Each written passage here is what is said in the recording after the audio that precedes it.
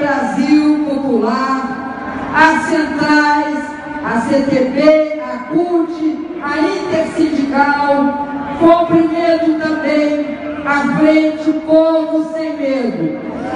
Agradeço a todos os parlamentares aqui presentes e cumprimento o nosso prefeito de São Paulo.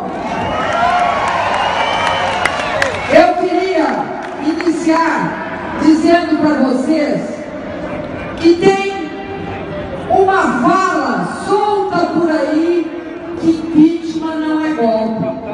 Impeachment está previsto sim na Constituição, mas o que eles nunca falam é que para ter impeachment não basta querer, não basta alguém achar que não gosta da presidenta.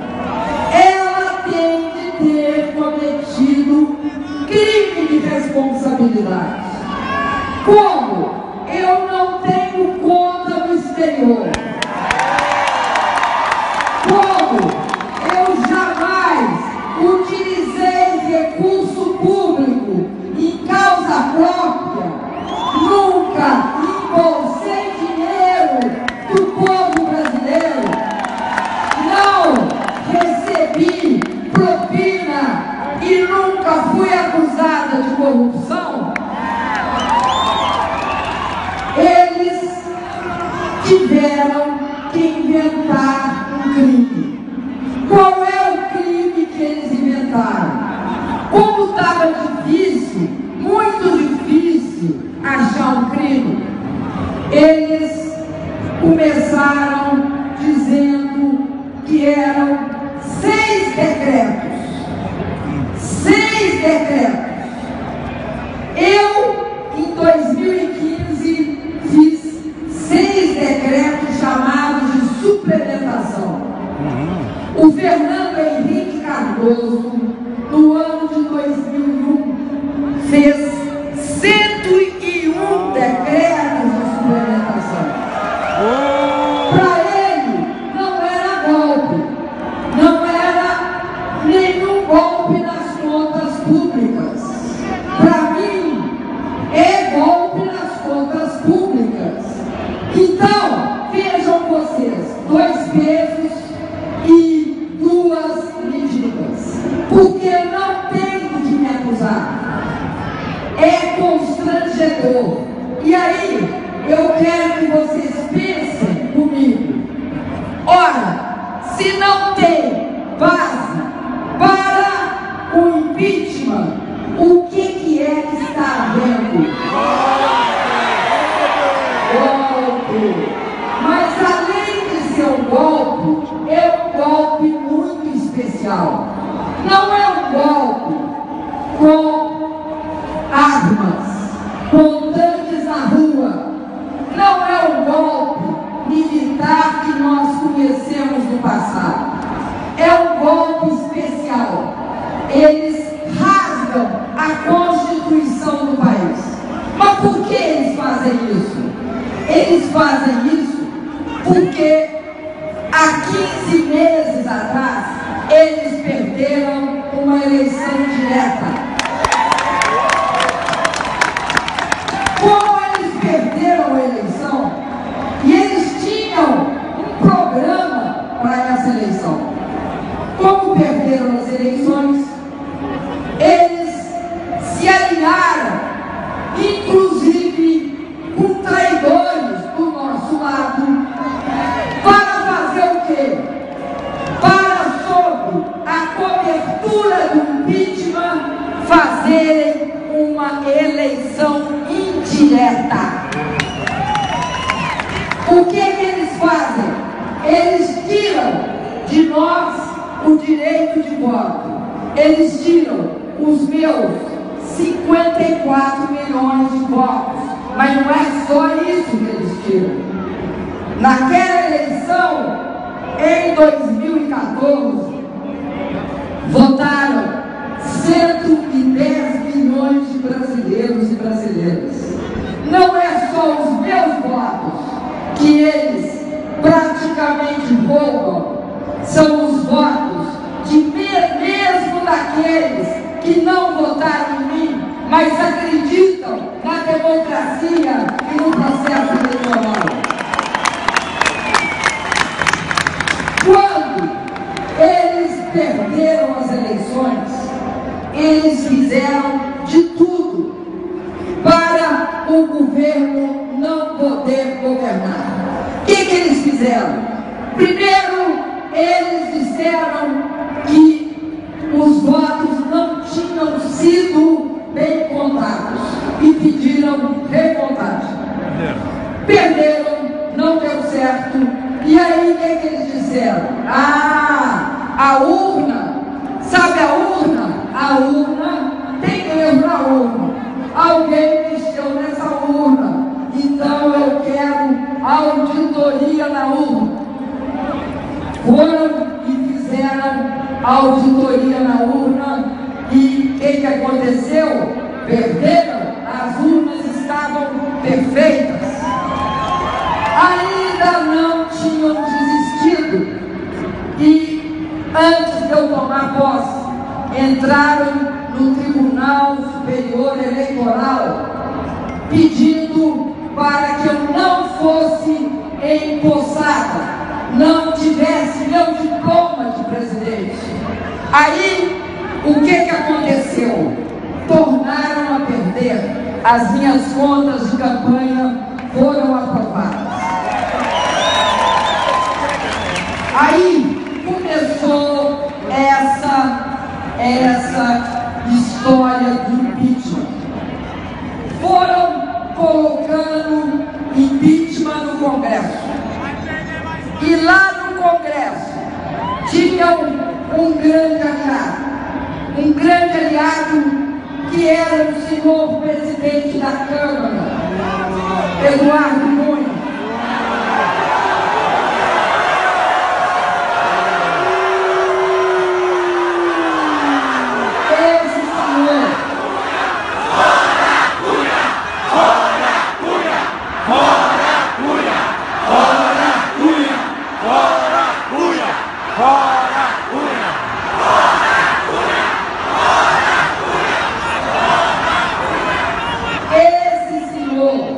Chamado Eduardo Cunha foi o principal agente na história de desestabilizar o meu governo. Ele levou à frente uma política chamada quanto pior, melhor. Como é que essa política agia? Quanto melhor para eles, pior para o governo e pior para o povo brasileiro. Não aprovavam nenhuma das reformas que nós propunhamos, não aprovavam os necessários aumentos de receita para que a gente pudesse continuar impedindo que a crise se aprofundasse. Apostaram sempre contra o povo brasileiro. São responsáveis pelo fato da economia brasileira estar passando por uma grave crise. São responsáveis pelo aumento do desemprego. E aí, ele quer se ver livre do seu processo de cassação na Câmara. Exige do governo que o governo convença o seu partido, o PT, para dar 3 votos para impedir sua cassação.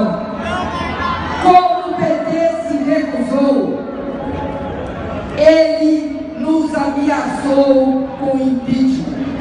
Aliás, o próprio autor do processo de impeachment, ex-ministro, o senhor Fernando Henrique Cardoso, chamou a fala do Eduardo Cunha de chantagem explícita.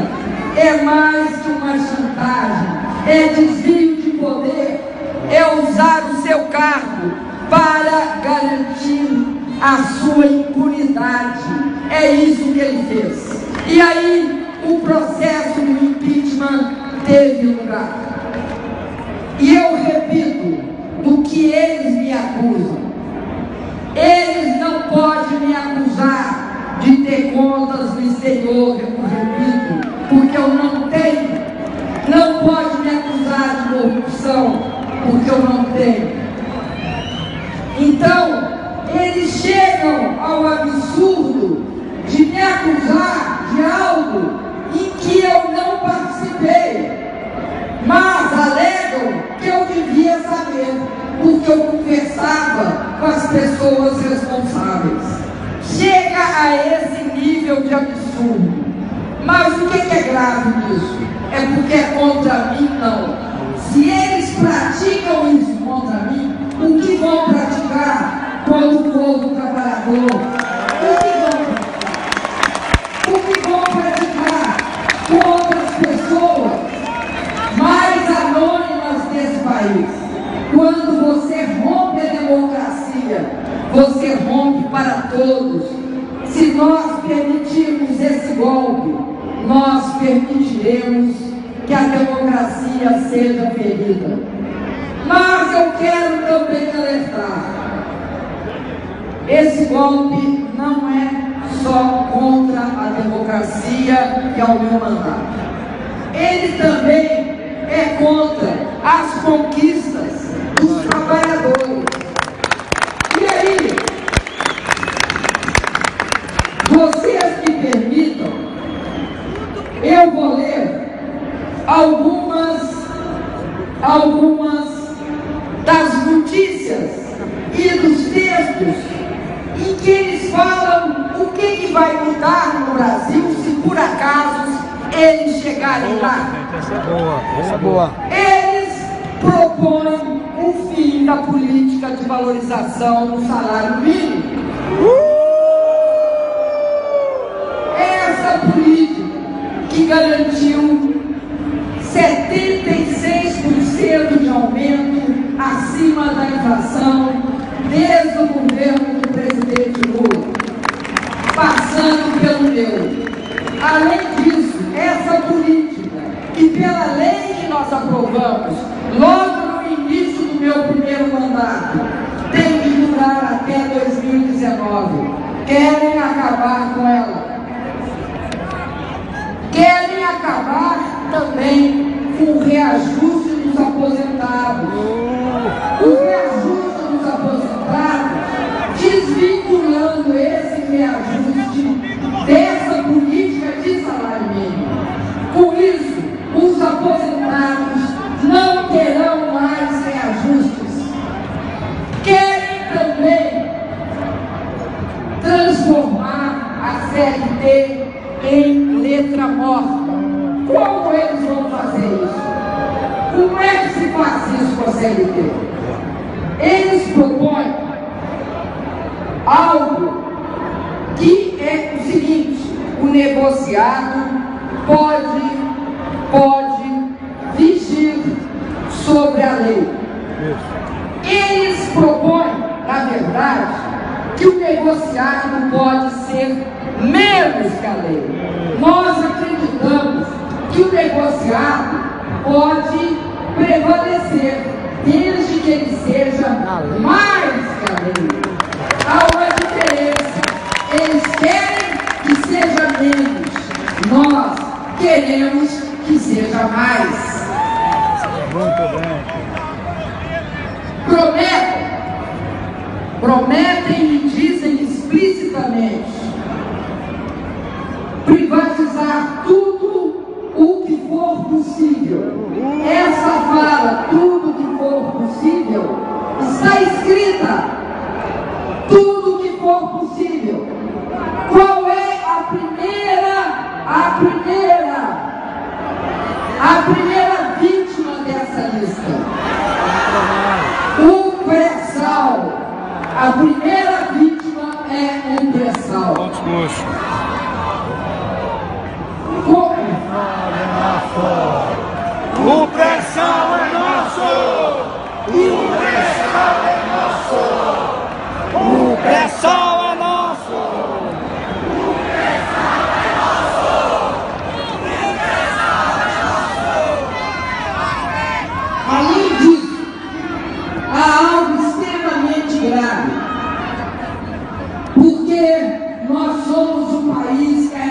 muito o que fazer, apesar de todas as conquistas na área de educação e de saúde. Eles querem acabar com a obrigatoriedade do gasto com saúde e com educação. E aí, sempre que vocês virem uma palavra que às vezes é vamos focar, vamos revisitar, vamos reolhar certas políticas sociais, significa vamos acabar com elas. E aí eles estão falando em reolhar, rever, revisitar o Pronatec, por exemplo, o Minha Casa Minha Vida.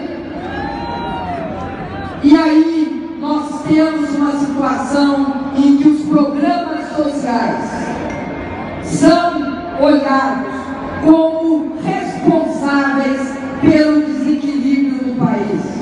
É mentira. O desequilíbrio do país é a necessária reforma tributária que transforma toda a nossa estrutura, que é extremamente regressiva, contra os que menos ganham, numa estrutura mais progressiva. E aí eles falam em acabar com os subsídios do Minha Casa Minha Vida. O pessoal aqui dos movimentos de moradia tem de ter essa consciência. Querem acabar com os movimentos de moradia. Agora, das coisas propostas que ocuparam primeira página de jornal, a mais triste, porque a mais perversa, é acabar com uma parte do Bolsa Família. Como é que eles falam isso? Eles falam que vão dar Bolsa Família só para os 5% mais pobres. E esses 5% da população brasileira são 10 milhões de pessoas. Sabe quantas milhões de pessoas recebem hoje Bolsa Família? 47 milhões. Serão 36 milhões que vão ser entregues às livres forças do mercado para se virar. Vão acabar com Bolsa Família para 36 milhões de brasileiros e brasileiras. Aí eles estão afetando, não é adulto, não é homem e mulher adulto, porque quem mais se beneficia do Bolsa Família são as nossas crianças e os nossos adolescentes, que já têm assegurado com o Bolsa Família o acesso não só à alimentação, mas à saúde e à educação também. Enquanto isso, mesmo eles falando, porque eles gostam de falar isso, que o governo acabou, eu acho que eles fazem isso numa tentativa de nos paralisar, mas não nos paralisam. E aí, enquanto eles fazem isso, o governo está fazendo a sua parte. Primeiro, eu quero aproveitar o 1º de maio e dizer que nós estamos autorizando um reajuste no Bolsa Família em um aumento médio de 9% para as famílias. Quero lembrar que essa proposta não nasceu hoje, ela estava prevista desde quando nós enviamos, lá em agosto de 2015, o orçamento para o Congresso. Essa proposta foi aprovada pelo Congresso e, diante do quadro atual, nós tomamos medidas que garantem um aumento na receita deste ano e nos próximos para viabilizar esse aumento do Bolsa Família.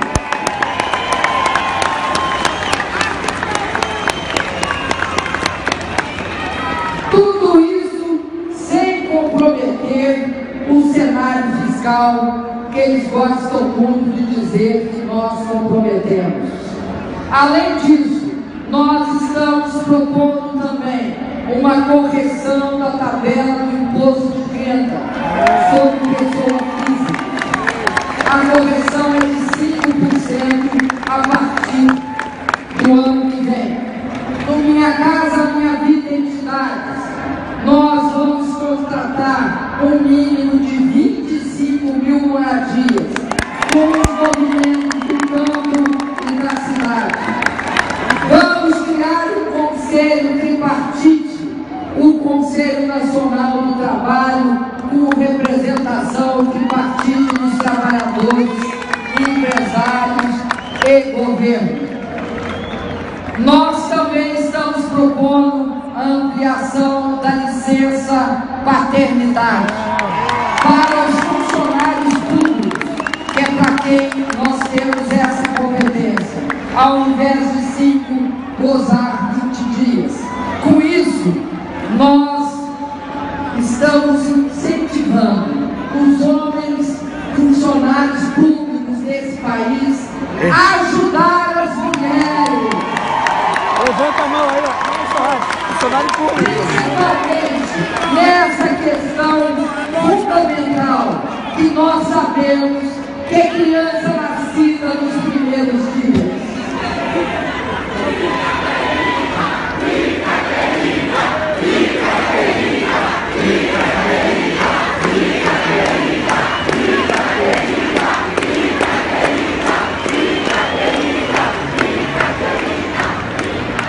Uma outra medida nós vamos lançar terça-feira, que é o Plano Safra da Agricultura Familiar.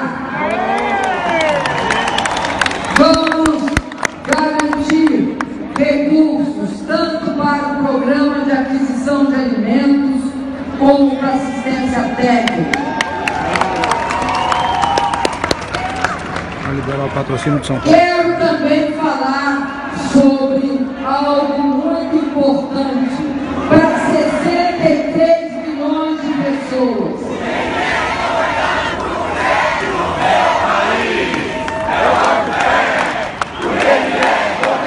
Ô mulher, o meu país, eu voto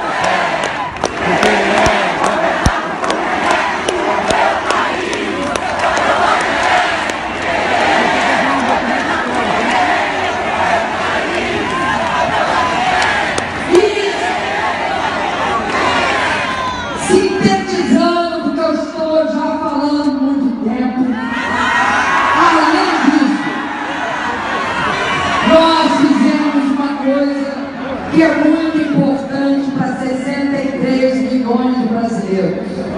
Nós prorrogamos o programa Mais Médicos por mais 3 anos.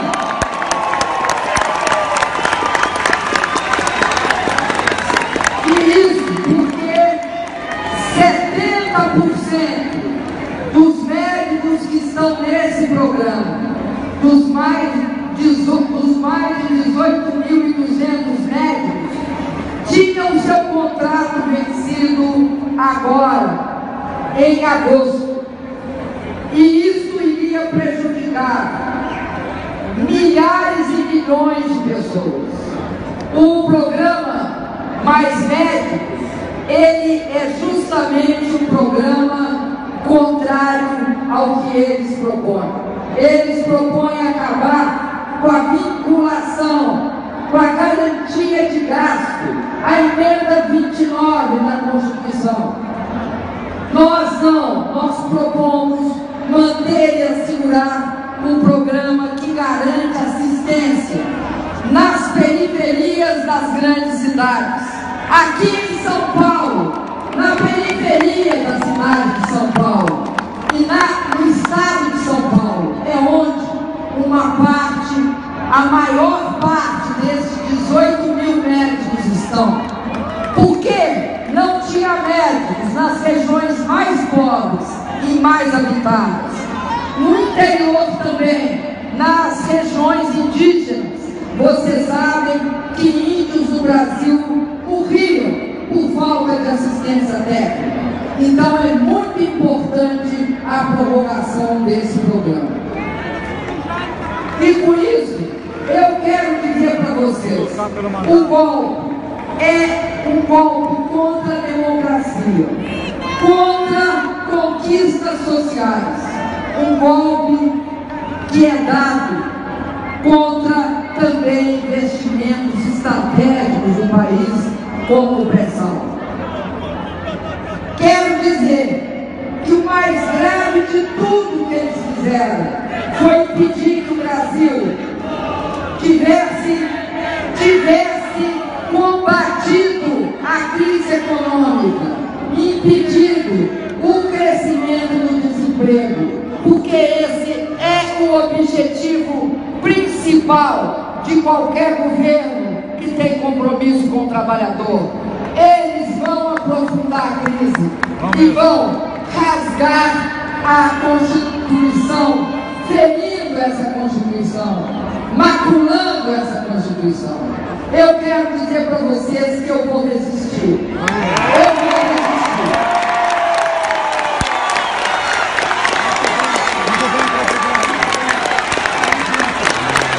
Eu estou aqui.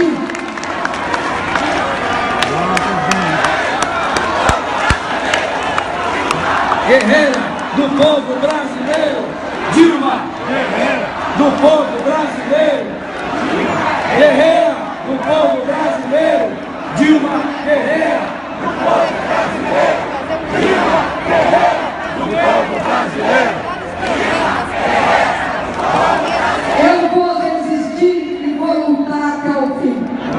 E eu estou aqui nesse 1º de maio, porque o 1º de maio é historicamente uma data, uma luta pela resistência. Resistência contra a perda de direitos, uma luta a favor de conquistas sociais.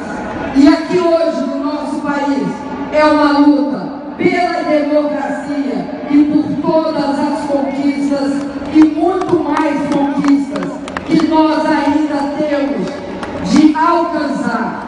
Quero dizer ainda que eu lutei com vocês a minha vida inteira. É verdade que eu fiquei presa durante 3 anos. É verdade que eu lutei e resisti à ditadura. Agora quero dizer a vocês que a luta agora é uma luta muito mais ampla.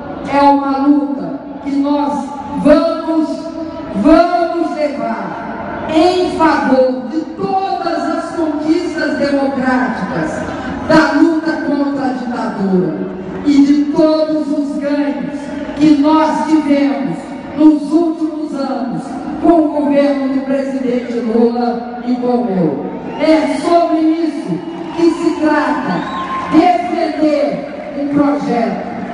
Não é a minha pessoa, o meu mandato não é o mandato de uma pessoa individual. O meu mandato é um mandato que me foi dado por 54 milhões de pessoas que acreditavam no projeto. Esse projeto que eles querem impor ao Brasil não é um projeto vitorioso nas urnas em 2014. Se querem esse projeto, vão às urnas em 2018. Se coloquem sobre o crivo do povo brasileiro. Se forem eleitos, conseguiram legitimamente, mas a forma como eles querem chegar ao poder, sem voto, numa eleição indireta, sobre o disfarce